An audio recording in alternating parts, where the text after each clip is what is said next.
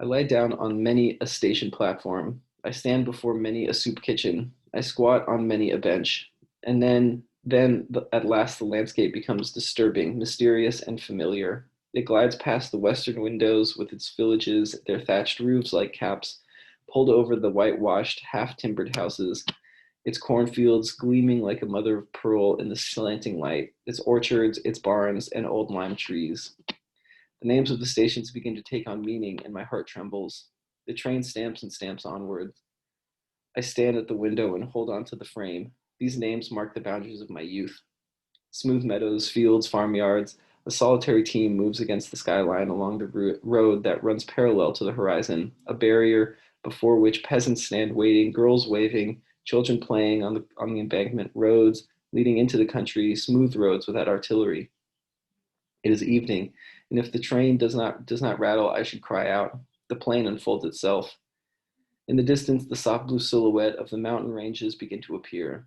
I recognize the characteristic outline of the Dobenberg, a jagged comb, springing up precipitously from the limits of the forest. Behind it should lie the town. But now the sun streams through the world, dissolving everything in its golden red light. The train swings around one curve and then another. Far away in a long line, one behind the other, stand the poplars, unsubstantial, swaying and dark, fashioned out of shadow, light, and desire. The field swings round as the train encircles it, and the intervals between the trees diminish. The trees become a block, and for a moment I see one only, and then they reappear from behind the foremost tree and stand out a long line against the sky until they are hidden by the first houses. A street crossing. I stand by the window. I cannot drag myself away. The others put their baggage ready for getting out. I repeat to myself the name of the street that we cross over. Bremerstrasse, Bremerstrasse. Below there are cyclists, lorries, men. It is a gray street and a gray subway. It affects me as though it were my mother.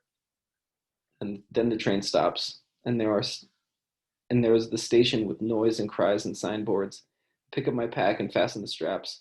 I take my rifle in my hand and stumble down the steps.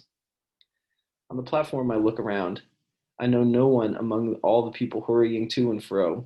A Red Cross sister offers me something to drink. I turn away. She smiles at me too foolishly, so obsessed with her own importance. Just look, I'm giving a soldier coffee. She calls me comrade, but I will have none of it. Outside in the front of the station, the stream roars along the street. It rushes, foaming from the sluices of the mill bridge. There stands the old square watchtower, in front of it the great mottled lime tree, and behind it the evening. Here we have often sat. How long ago it is. We have passed over this bridge and breathed the cool acid smell of the stagnant water. We have leaned over the still water on this side of the lock, where the green creepers and weeds hang from the piles of the bridge. And on the hot days, we rejoiced in the spouting foam on the other side of the lock and told tales about our school teachers. I pass over the bridge. I look right and left. The water is as full of weeds as ever, and it still shoots over in gleaming arches. In the tower building, laundresses still stand with bare arms as they used to over the clean linen, and the heat from the ironing pours out through the open windows. Dogs trot along the narrow street before the doors of the houses. People stand and follow me with their gaze as I pass by, dirty and heavy laden. In this confectioner's, we used to eat ices, and there we learned to smoke cigarettes. Walking down the street, I know every shop, the grocers, the chemists, the bakers. Then at last I stand before the brown door with its worn latch, and my hand grows heavy. I open the door, and a strange coolness comes out to meet me. My eyes are dim. The stairs creak under my boots. Upstairs, a door rattles. Someone is looking over the railing. It is the kitchen door that was opened, and they are cooking potato cakes. The house reeks of it. And today, of course, is Saturday. That will be my sister leaning over. For a moment, I am shy and lower my head.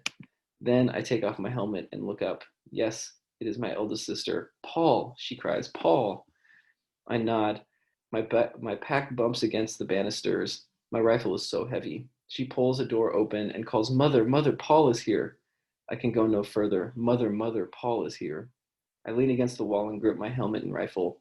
I hold them as tight as I can, but I cannot take another step. The staircase fades before my eyes. I support myself with the butt of my rifle against my feet and clench my teeth fiercely, but I cannot speak a word. My sister's call has made me powerless. I can do nothing. I struggle to make myself laugh, to speak, but no words come. And so I stand on the steps, miserable, helpless, paralyzed, and against my will, the tears run down my cheeks. My sister comes back and says, "Why? What is the matter?"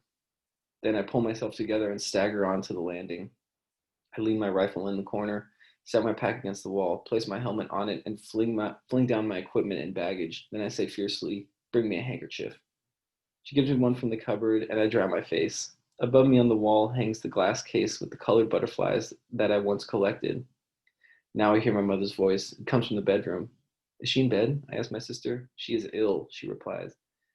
I go into her, give her my hand, and say as calmly as I can, "Here I am, mother."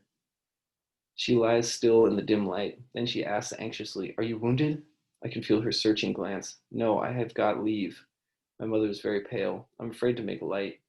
"Here I lie now," says she, and cry instead of being glad. "Are you sick, mother?" I ask.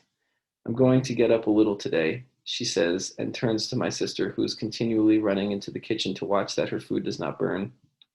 "And put out that jar of preserved whortleberries. You like that, don't you?" she asks me. "Yes, mother, I haven't had any for a long time." "We might almost have known you were coming," laughs my sister. "There is just your favorite dish, potato cakes, and even whortleberries to go with them, too. And it is Saturday," I add.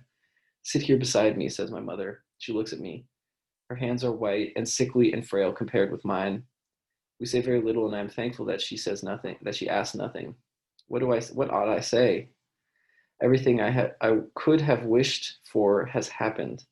I have come out of it safely and sit here beside her. And in the kitchen stands my sister preparing supper and singing. "Dear boy," says my mother softly. We were never very demonstrative in our family. Poor folk who toil and are full of cares are not so. It is not their way to protest what they already know. When my mother says to me, "Dear boy," it means much more than when another uses it. I know well enough that the jar of whortleberries is the only one they have had for months, and that she has kept it for me, and the somewhat stale cake she gives me too. She must have got them cheap sometime and put them all by for me. I sit by her bed, and through the window of the chestnut trees in the beer garden opposite glow brown and in gold. I breathe deeply and say over to myself, "You are at home, you are at home." But a sense of strangeness will not leave me. I cannot feel at home amongst these things. There is my mother, there is my sister, there is my case of butterflies, there is the mahogany piano, but I am not myself there. There is a distance, a veil between us. I go and fetch my pack to the bedside and turn out the things I have brought. A whole Edinburgh cheese that Cat provided me with, 2 loaves of army bread, 3/4 of a pound of butter, 2 tins of livered sausage, a pound of dripping, and a little bag of rice. "I suppose you can make some use of that." They nod. "Is it pretty bad for food here?" I inquire. "Yes, there's not much. Do you get enough out there?" I smile and point to the things that I brought. "Not always quite as much as that, of course, but we fare reasonably well." Erna takes away the food. Suddenly, my mother seizes hold of my hand and asks falteringly, "Was it very bad out there, Paul?" Mother, what should I answer to that? You would not understand. You could never realize it, and you shall never realize it. Was it bad, you ask? You, mother? I shake my head and say, "No, mother, not so very. There are always a lot of us together, so it isn't so bad." "Yes, but Heinrich Brademeyer was here just lately and said it was terrible out there now, with the gas and all the rest of it." It is my mother who says that. She says, "with the gas and all the rest of it." She does not know what she is saying. She is merely anxious for me. Should I tell her how we once found 3 enemy trenches with their garrison all stiff as though stricken with apoplexy against the parapet in the dugouts, just where they were? The men stood and lay about with blue faces, dead. "No, mother, that's only talk," I answer. "There's not very much in what Bredemeyer says. You see, for instance, I'm well and fit." Before my mother's tremulous anxiety, I recover my composure. Now I can walk about and talk and answer questions without fear of having suddenly to lean against the wall because the world turns soft as rubber and my veins become brimstone. My mother wants to get up, so I go for a while to my sister in the kitchen. "What is the matter with her?" I ask. She shrugs her shoulders. "She has been in bed for some months now, but we did not want to write and tell you. Several doctors have been to see her. One of them says it's probably cancer again." I go off to the district commandant to report myself. Slowly, I wander through the streets. Occasionally, someone speaks to me. I do not delay for long, for I have little inclination to talk. On the way back from the barracks, a loud voice calls to me. Still lost in thought, I turn around and find myself confronted by a major. Can't you salute? He blusters. Sorry, Major, I say in embarrassment. I didn't notice you. Don't you know how to speak properly? He roars. I'd like to hit him in the face, but control myself, for my leave depends on it.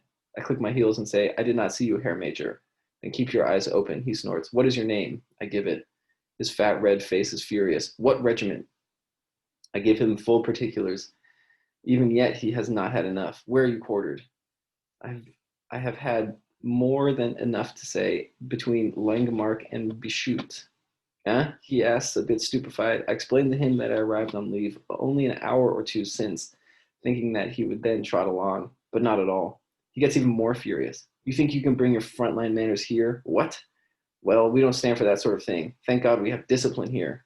20 paces backwards, double march, he commands. I am mad with rage, but I cannot say anything to him. He could put me under arrest if he liked.